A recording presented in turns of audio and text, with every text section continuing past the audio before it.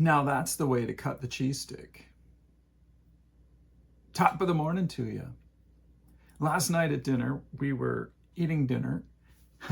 Imagine that. And one of our daughters, our adulting daughter, was not there for dinner.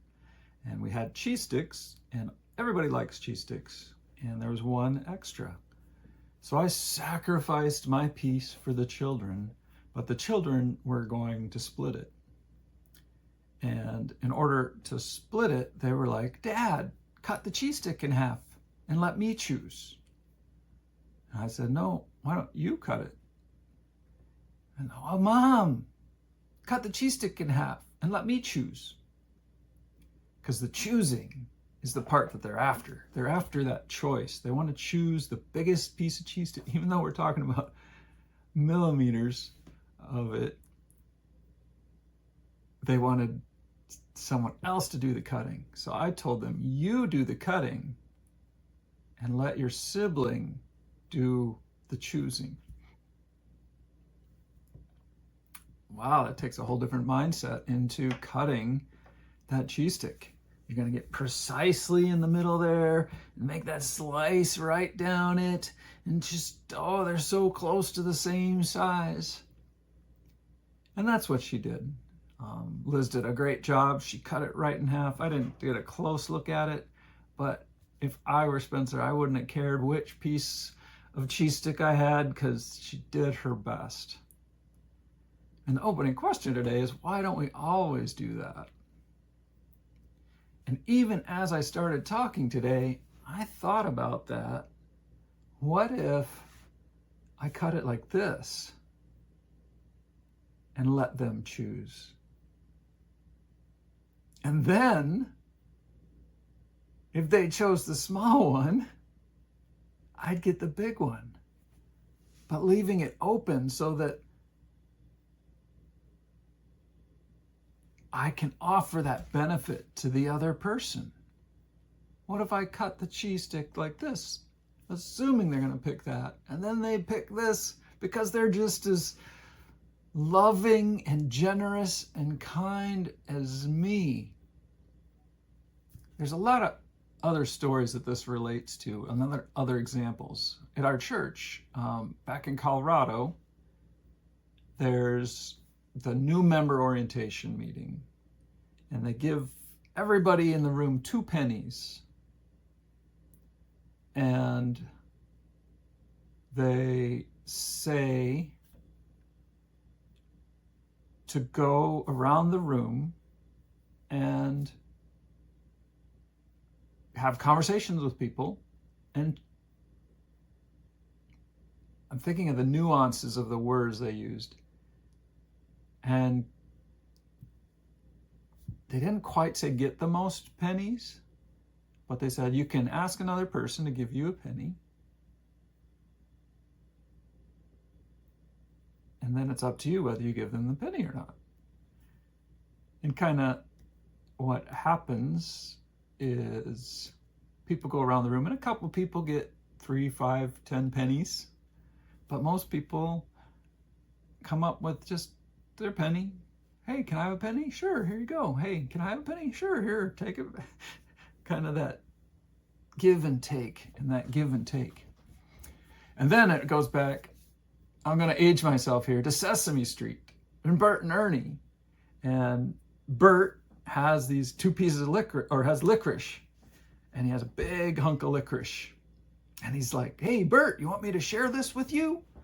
And Bert's like, "Well, yeah."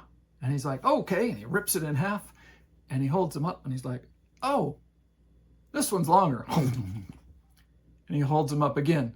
"Oh, this one's longer." And he keeps, and there's like this much left till he finally gets them even, I think. And then he's like, "Here you go. You can have one." And it's a funny story, but it kind of goes in line with what we're thinking. And Bert got to eat, not Bert, Ernie got to eat tons of the licorice, and Bert didn't get much.